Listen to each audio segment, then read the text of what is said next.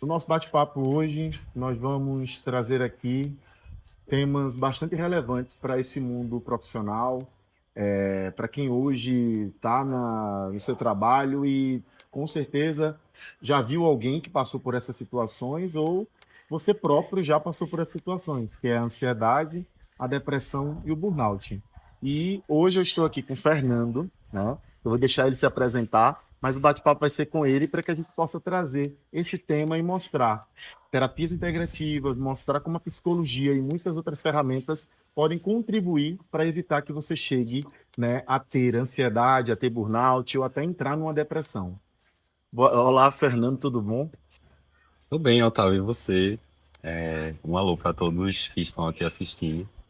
Me apresentar um pouco, sou psicólogo e neuropsicólogo, então estou sempre estudando pelo viés da neurociência como é que funciona todos esses mecanismos da nossa vida que nos atravessam, da cultura, e como isso vem influenciando nos nossos aspectos psicológicos, emocionais, e como é o funcionamento do cérebro nesse processo.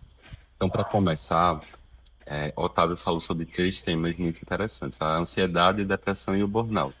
O burnout, ele seria o estágio final, pelo menos dentro desse ambiente empresarial, corporativo, de trabalho, CLT, concurso ou não, dentro dessa esfera, desse prisma do profissional de trabalho, existem muitas questões que atravessam desde a escolha profissional, as necessidades ao redor da pessoa que muitas vezes motivam essa escolha Sim. profissional, as oportunidades, como podemos observar toda essa teia de condicionantes dentro de todos os aspectos que atravessam nossa vida e como isso vai afetando o desenvolver da nossa vida em todos os âmbitos. Então, falando especificamente do aspecto profissional, fora todas essas possíveis motivações e condições que levaram a pessoa a estar desempenhando aquela função, também existem aspectos como relacionamentos dentro do trabalho, que por vezes pode ser a empresa ou o local de trabalho ter políticas de acompanhamento psicológico ou de acompanhamento da equipe, não só em relação à produtividade, mas em relação aos relacionamentos interpessoais dentro do ambiente de trabalho. Então, todas as pesquisas mostram que quando a empresa se preocupa com esses pontos, existe uma melhor rotina de trabalho, não só de produtividade, mas um melhor relacionamento entre as pessoas ali, o que gera um ambiente confortável para as pessoas estarem dedicando sua função, um ambiente mais leve. Porém, quando essas questões são negligenciadas, o ambiente pode acabar se tornando enfadante para as pessoas que estão trabalhando. E isso pode gerar uma série de consequências como essas. De início, a pessoa pode ter sintomas que apontam para ansiedade, pode se desenvolver um quadro depressivo a depender das situações e o ápice do esgotamento psíquico, que é o burnout dentro desse contexto, o que gera uma série de prejuízos, o que faz com que o profissional necessite de afastamento para cuidar de questões que necessitam de cuidados prolongados e preventivos, não só por demanda, como muitas vezes é Sim, tratado, inclusive pelo próprio sistema jurídico de sim, como lidar com essas pautas. sim. Agora só uma coisa, Fernando, desculpa interromper, mas eu acho que foi muito relevante assim que você trouxe que o ambiente é óbvio que influencia, mas eu queria que tu trouxesse também como a pessoa, o profissional, né? Uhum. Ele consegue evitar, porque o ambiente muitas vezes ele já está no ambiente, né? Vamos imaginar que a pessoa você já está no ambiente e você quer saber como é que é, como é que ele pode sair dessa situação ou como ele pode tentar encontrar formas de se encontrar, se conectar ou se, né, ou relaxar, sei lá, não sei qual é a forma que as palavras que a gente pode utilizar. Então, pensando no profissional, né, foi muito legal o que você falou de o ambiente ele influencia, mas tem muitas pessoas que já estão nesse ambiente, né? E aí o que é que ela pode fazer para poder, né, conseguir dar continuidade ao seu trabalho, à sua carreira, ao seu profissional? Uma ótima pergunta. Para responder ela, eu gostaria de trazer o significado de saúde de acordo com a OMS. A saúde, ela é vista como um estado integrado de saúde mental, física e social. Então, a saúde, ela não significa apenas a ausência de uma doença ou de uma enfermidade. Dessa forma, a saúde é vista principalmente de uma maneira preventiva, inclusive a saúde mental. Sim. Então, quais são as maneiras de se praticar essa prevenção diariamente? A partir de meios como e ferramentas que as terapias integrativas podem oferecer, através de ferramentas que a psicoterapia pode oferecer, ou mesmo os cuidados médicos. Então, não se trata apenas de Uma alternativa, né? apenas um aspecto, é preciso ver todos esses aspectos e quais desses aspectos faz sentido para aquele indivíduo, entende? Porque, por exemplo, a espiritualidade é um fator de proteção e saúde Sim. para muitas pessoas, mas existem as pessoas que não praticam a espiritualidade e praticam essas dimensões da saúde mental e do cuidado de si de outras formas. Então, é importante também perceber as diferenças entre as pessoas e a partir dessas diferenças e do que faz sentido para as pessoas investir em potencializar esses caminhos os quais você se conecta. E você, Fernando? Você também é um profissional e você também tem que cuidar da sua saúde mental, tem que cuidar, né? Eu queria saber de você quais técnicas, por exemplo, você utiliza, porque você lidar com muita energia, você lidar com muitas trocas, você lidar com muitas, né? Então, hoje, você saindo do ambiente profissional, porque também do outro lado tem uma pessoa, tem Sim, um ser humano, e talvez é isso que muitas pessoas esquecem, né? Às vezes o personagem do profissional, ele entra na casa, ele entra na vida, ele entra em todos os aspectos, e você esquece que você é uma pessoa, você é um ser humano, e que você está trabalhando com outro ser humano. E aí eu te pergunto também, que eu acho que pode ser também a dúvida de outros profissionais que até nem têm formação em psicologia ou não, né? Quais formas também você utiliza para você conseguir, né? Eu vou usar a minha expressão se ancorar, voltar para si, entender também, não se conectar também com energias, né? Que não fazem parte dali de você, mas que você está ali ajudando. então, Otávio, para eu conseguir cuidar desses aspectos, existem dois pontos fundamentais dentro da psicologia para que possamos atuar de forma íntegra, ética e presente também. Uma delas é o nosso próprio processo psicoterapêutico.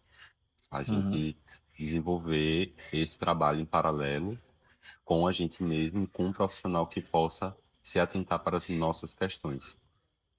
O segundo aspecto é a supervisão clínica, onde podemos levar os casos clínicos para outro profissional e, a partir daí, fazer supervisão e perceber pontos que muitas vezes batem com questões nossas e não percebemos ou que podemos fazer uma projeção também, que se chama a relação terapêutica da transferência e da contratransferência. Então, esses dois aspectos dentro da atuação clínica na psicologia são fundamentais para que ela possa ser exercida. E dentro da minha vida pessoal, obviamente, eu pratico várias outras atividades para Sim, manter os meus níveis de cortisol equilibrados, meus sim, níveis de dopamina, ocitocina, noradrenalina, todos esses hormônios que são essenciais para o funcionamento não só do cérebro, como de todo o nosso corpo e da nossa saúde, em todas as dimensões. Então, também pratico atividades físicas, pratico artes marciais, pratico meditação também. Tem um aspecto da espiritualidade que eu também pratico. Eu também gosto de me beneficiar com as ferramentas das terapias integrativas também, pessoalmente, bacana. porque me trazem questões que fazem sentido, como a gente conversou antes, que Sim, para cada pessoa algo faz sentido e sim, outra coisa não. Então, nesse aspecto, muitas coisas também sim, fazem sentido para mim, integra nesse todo. sim. Ah, que bacana. E já pegando o gancho, né? Uhum.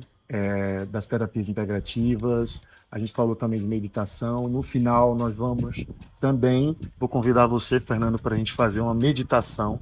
Estamos aqui no litoral de Pernambuco, né? Litoral aqui, norte e Litoral sul, norte. litoral norte de Pernambuco, e nós vamos aí também fazer uma meditação. Afinal, a meditação, né, Fernando, ela não tem religião. Meditação é algo muito antigo, muito milenar, e que é um processo de você, né, se reconectar, descansar, parar a mente. Às vezes a gente não quer parar a mente, não quer E que a própria desacelerar. neurociência já consegue informar todos os benefícios que ela traz a nível cerebral também. Sim, Ela aos poucos, por exemplo, aumenta o espaçamento de resposta entre os neurônios. De maneira prática, nos torna mais conscientes dos estímulos que os acontecimentos nos trazem, que muitas vezes vem a partir de gatilhos e uma emoção surge. Então a meditação ela traz um treino e um espaçamento, ela traz um espaço interno para isso ser contemplado de maneira mais presente e não reativa. Ela traz também inúmeros benefícios relacionados à neuroplasticidade, por exemplo, que tem efeito em todo o nosso sistema orgânico, sim. desde favorecer o desenvolvimento de habilidades cognitivas a prevenir doenças neurodegenerativas. Então, os benefícios da meditação são inúmeros. Então, vocês estão vendo o quanto de vantagens, o quanto é uma coisa simples. Você não precisa ir para um psicólogo, você não precisa ir para um terapeuta integrativo, você não precisa ir para nenhuma religião, você não precisa estar em nenhum lugar, só estar com você. Se você aprender as técnicas simples de meditação, você consegue fazer essa técnica, é uma técnica gratuita, pra, na sua casa, no seu ambiente, na sua vida. Fernando, eu queria agora direcionar nosso tema para o líder, né? Que muitas vezes ele deixa, às vezes, o copo transbordar para buscar um caminho, né? Uma ajuda, uma forma, ou, né, buscar também ferramentas que contribuam para que ele possa também soltar um pouco essas energias todas que ele recebe, essas trocas todas que ele recebe, que acaba gerando uma ansiedade, gerando um burnout, gerando até uma depressão. Primeiramente, a liderança é um aspecto que envolve vários condicionantes no desenvolvimento do trabalho, tanto das competências relacionadas à liderança, como da administração das pessoas que estão ali, do grupo Sim. que está ali. Então, dessa forma, percebemos que a liderança ela é uma construção de vários aspectos comportamentais e emocionais também. Como a gente havia conversado, é necessário que esses aspectos sejam vistos de forma preventiva, porque já que a liderança envolve muitos atravessamentos Sim. para se poder desenvolver essa competência de uma maneira em que todo o ambiente de trabalho tenha uma dinâmica de produtividade, mas também saudável entre as pessoas. Então é importante que esse líder, essa pessoa que está em liderança, esteja sempre construindo essas habilidades e tomando consciência dos seus próprios processos Sim.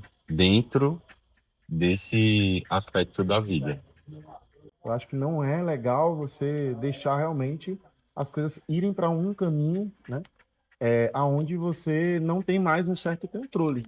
Então, repito, né? Se você buscar agora no Google, você buscar na internet, você vai ver muitas formas. E eu acho que você tem que encontrar a forma que é ideal para você. Qual é a comunicação? Qual é o trabalho que vai te ajudar a tu conseguir ter essa respirar e até também trazendo um ponto muito importante, porque o líder muitas vezes ele quer tratar dos aspectos do trabalho, do local que ele está, mas ele esquece muitas vezes de tratar os assuntos de casa, né, de poder também criar um equilíbrio de vida onde ele tem o tempo para, como você mesmo citou, né, que nós fazemos ali atividades físicas, de ter o tempo para atividade física. É o que eu mais escuto é colegas dizendo que não tem tempo para fazer algo que eles querem. Então, acho que, como é que se diz? A gente chegou no momento, né? Eu até trago um outro tema interessante que eu estava lendo esses dias, que é a questão das IAs, né? Existe aí tecnologia para nos ajudar a diminuir um pouco desse trabalho grosso, passar esse trabalho um pouco para o digital, para a tecnologia, até para lhe dar tempo para você construir, ter tempo de ir numa terapia, ter tempo também de, sei lá, fazer alguma coisa que você gosta. Então, assim, Fernando, tem algum aspecto também que você consegue trazer de como é importante, né, esse profissional buscar também olhar para sua casa, olhar para dentro do seu ambiente, né, de vida, que tem uma projeção também na própria vida profissional dele? Então, muitas vezes, essa pessoa, ela não consegue organizar bem o seu tempo de trabalho em relação ao tempo de lazer, ao tempo de descanso. Isso é muito comum na sociedade hoje em dia. Sim. O excesso de trabalho. Muitas vezes a pessoa tem seus O objetivos excesso de pessoais. informações, né, em geral, né? Isso. De informações, de formações também. Então, em paralelo, a pessoa muitas vezes precisa trabalhar, estudar. E como gerir o tempo dentro disso tudo. Você também citou o exemplo das IAs como uma facilitadora. Também, hoje em dia, com a ampliação da internet em vários aspectos, é possível buscar, através de ferramentas dentro da internet também, como você poderia estar lidando com algumas questões, as próprias terapias integrativas ou a psicoterapia também, nos formatos Sim, online hoje em dia. Após a pandemia, ficou mais amplo tudo sim, isso. sim, sim. Então, é importante que a pessoa consiga, pelo menos, reservar um tempo, mesmo que a pessoa não tenha tempo de fazer todas essas atividades externamente ou em outros lugares, a pessoa conseguir adaptar isso de uma maneira onde, mesmo que haja um excesso de trabalho, exista pelo menos um tempo para olhar para suas próprias questões, olhar para o seu lazer, olhar, perceber ou até mesmo se lembrar do que é que lhe faz bem, do que é que lhe faz sentir Feliz, né? feliz, Sentir. prazer, confortável, se sentir bem, Sim. né? Então, bom, o nosso bate-papo hoje foi muito gostoso e agora convidamos você para, junto conosco, fazermos um momento de meditação.